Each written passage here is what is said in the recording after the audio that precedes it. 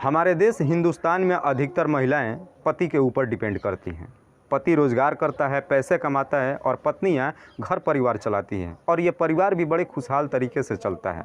लेकिन बदकिस्मती से जब पति आधी दुनिया में है, आधी ज़िंदगी में ही इस दुनिया को छोड़ के अगर चला जाता है तो फिर से उस परिवार को पहले जैसा चल पाना बड़ा ही मुश्किल हो जाता है।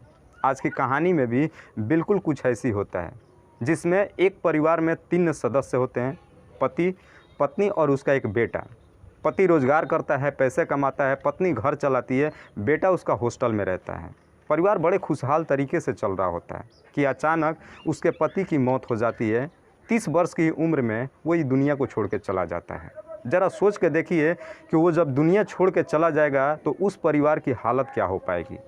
सबको यही लगता है कि उसकी नेचुरल मौत हुई है, लेकिन मात्र एक शक ने इस केस का खुलासा कर दिया। लेकिन जब इस केस का खुलासा होता है तो वाकई में हर कोई हैरान व परेशान हो जाता है। वाकई में दोस्तों, आज की जो कहानी है इसे सुनने के बाद आप भी कहीं ना कहीं सोचने और समझने पर मजबूर हो जाएंगे। नमस्कार, आदाब, मैं हसमुद्दीन और आप देख रहे हैं सफ़र क्राइम तक। आज की जो सच्ची घटना मैं आपको सुनाने वाला हूँ, दरअसल ये घटना है उत्तर प्रदेश का बुलंदशहर। बुलंदशहर का एक थाना लगता है खुर्जा और इसी खुर्जा का एक इलाका पड़ता है कालिंदी कुंज कॉलोनी। बात कर रहा हूं मैं 21 सितंबर 2022 को कालिंदी कुंज कॉलोनी में ही एक परिवार है जिसमें हरेंद्र शर्मा अपनी पत्नी नेहा शर्मा और एक बेटे के साथ बड़ी खुशहाल तरीके से अपनी ज़िंदगी व्यतीत कर रहे थे। हरेंद्र शर्मा अपने परिवार को देखभाल करने के लिए दिन रात मेहनत करता है। उसकी पत्नी भी अपना घर परिवार चलाती है। परिवार बड़ी खुशहाल तरीके से चल रहा था कि अचानक 21 सितंबर 2022 को सुबह सुबह ही हरेंद्र शर्मा की मौत हो जाती है। जब उसकी पत्नी सुबह उठती है और अपने पति को इस हालत में देखती है, वो काफ़ी घबरा जाती है। वो रोने, चीखने और चिल्लाने लगती है। हरेंद्र शर्मा जो कि कालिंदी कुंज में रह रहा था, कालिंदी कुंज का रहने वाला नहीं था।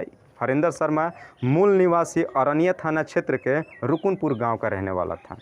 हरेंद्र शर्मा की पत्नी नेहा शर्मा इस बात की खबर अपने ससुराल वालों को देती है।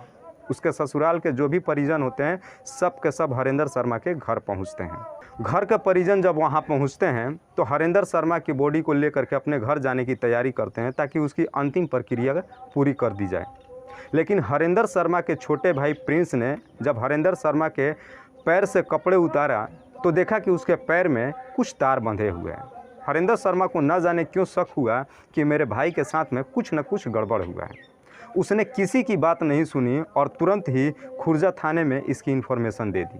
पुलिस जब घटनास्थल पर पहुंची, हरेंद्र शर्मा की बॉडी को अपने कब्जे में ले लिया और उसे पोस्टमार्टम के लिए भेज दिया। और जब इसकी रिपोर्ट आई पोस्टमार्टम की तो बड़ा ही एक अजीब खुलासा हुआ।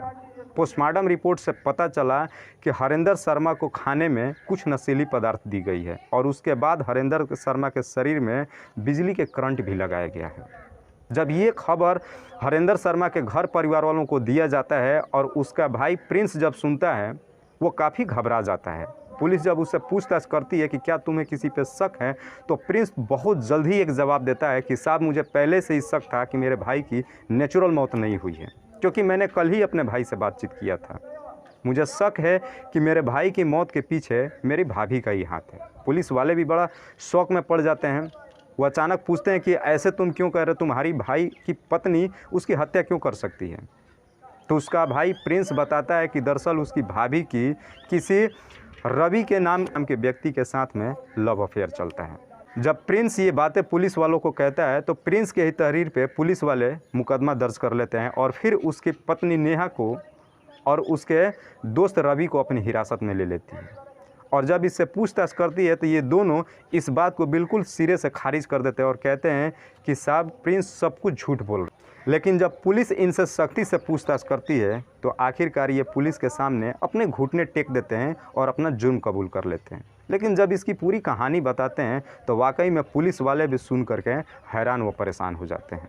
हरेंद्र शर्मा की पत्नी नेहा शर्मा बताती है कि जिस हॉस्टल में उसका बेटा रहता है उसी हॉस्टल में रवि का भी बेटा रहता है।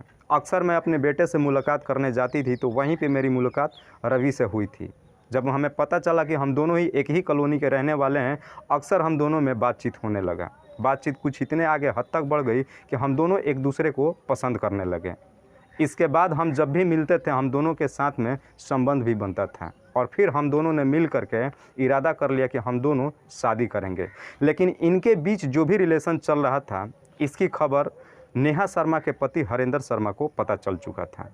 हरेंद्र शर्मा अपनी पत्नी को काफ़ी समझाने की कोशिश की है। जब उसकी पत्नी नहीं मानी तो हरेंद्र शर्मा ने इसकी खबर अपने घर में अपने छोटे भाई प्रिंस को भी दिया। प्रिंस ने भी इनसे अपने भाभी को समझाने की बहुत कोशिश की, लेकिन रवि और हरेंद्र शर्मा की पत्नी नेहा दोनों एक दूसरे के इतने करीब आ चुके थे कि इन दोनों ने कसम खा ली थी कि हम जब भी रहेंगे दोनों एक दूसरे के साथ ही रहेंगे। लेकिन इन दोनों का एक साथ होने के लिए कहीं ना कहीं हरेंद्र शर्मा इनके रास्ते का रोड़ा बन रहा था। फिर इन दोनों ने मिल करके एक षड्यंत्र बनाया।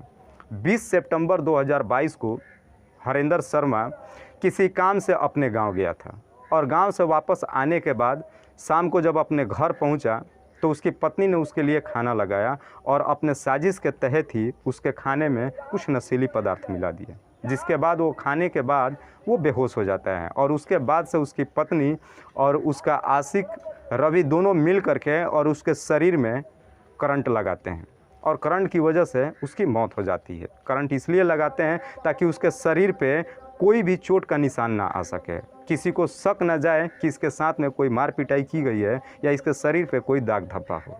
इतने साफ सुथरे तरीके से इस काम को अंजाम दिया था। वाकई में जब ये पुलिस वालों से सब कुछ बयान करती है नेहा शर्मा, तो पुलिस वाले भी हैरान व परेशान हो जाते हैं। पुलिस वाले फ़िलहाल अभी नेहा शर्मा और उसके दोस्त रवि को अपनी हिरासत में लेकर के और गंभीर धारा में मुकदमा दर्ज करके जेल भेज दिया है।